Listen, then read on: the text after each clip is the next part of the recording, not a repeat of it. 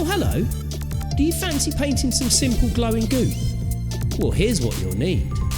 A green, a yellow, white, a light brown, a dark brown wash, or make your own like I am, some skulls, and some nail art beads.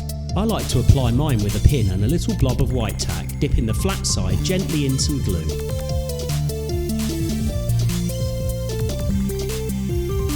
Now let's add some skulls around the rim to give the goop something to glow off, and well, you can never have too many skulls.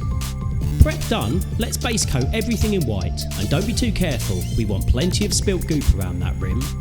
Now paint the skulls with our light brown. 2 slightly thin coats should be fine. Next, slap some dark brown wash over the skulls. Don't be too careful, but remove any very heavy pooling. With our wash dry, hit the skulls with white in an upwards motion. As always, no need to be too careful. Whilst we got the white out, let's go round the goop one more time to form an even base for our bright green. Now let's cover all that white with our green, brush upwards on the skull fronts. 2 coats should do it.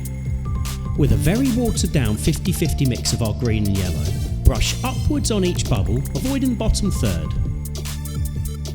Also add some of this to the middle of our spill areas, avoiding the edges.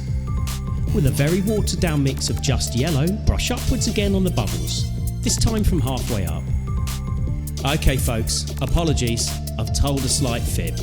The title of this video said no glazing, but we've just done a bit. But it wasn't that scary, right? With a thicker, more normal mix of yellow, go round the rim, upwards on the skulls, and dot the bubbles. Now hit just the skulls only one more time with yellow to make them stand out the most. And we are done. I hope this was useful, and I'll see you next time.